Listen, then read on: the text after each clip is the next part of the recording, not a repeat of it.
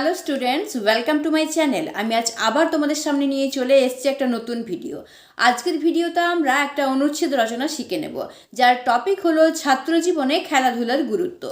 আশা করি আজকের ভিডিওটা তোমাদের জন্য উপকারী হবে এবং তোমাদের ভালোও লাগবে।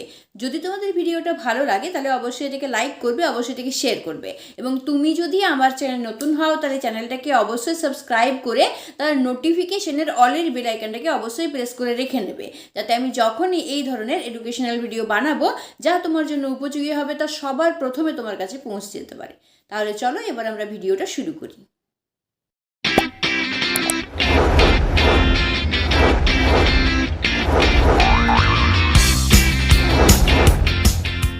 অনুচ্ছেদ রচনা।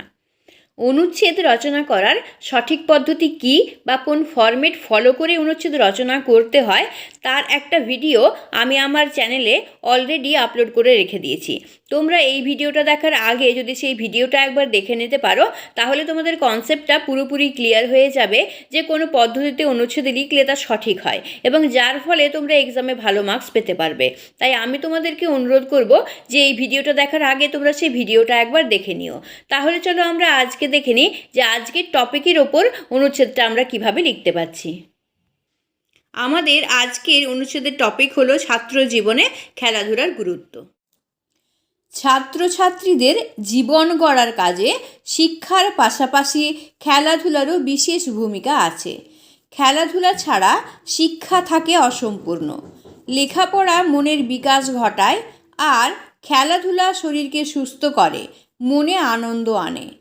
শিক্ষার পাশে শরীরচর্চার তাই একটা গুরুত্বপূর্ণ ভূমিকা থেকেই যায়।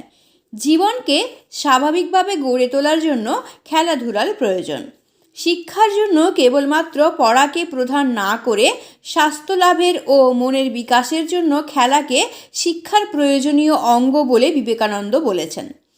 একটানা লেখাপড়া মানসিক ক্লান্তি আনে, শরীরকে করে দুর্বল, কিন্তু খেলার প্রতি জন্মগত আকর্ষণ থাকায় এই মানসিক অবসাদ ও ক্লান্তি দূর হয় খেলাধুলার মাধ্যমেই।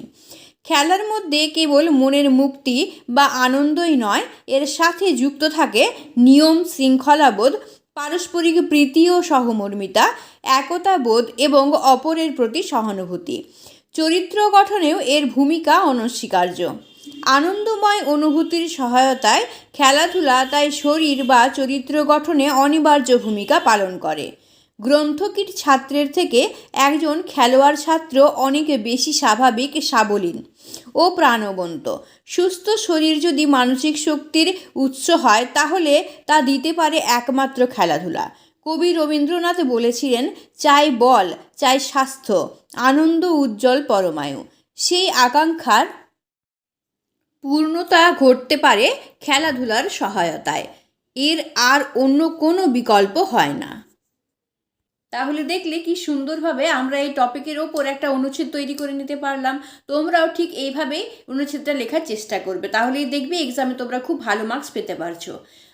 আশা করি আজকের ভিডিওটা তোমাদের জন্য উপকারী হবে এবং তোমাদের ভালো লেগেছে। ভিডিওটা দেখার জন্য তোমাদের অসংখ্য ধন্যবাদ। আজকের ভিডিওটা আমি এখানেই শেষ করছি। পরের ভিডিওতে নতুন কোনো টপিক নিয়ে আবার তোমাদের সামনে হাজির হচ্ছি। ততক্ষণের জন্য বাই।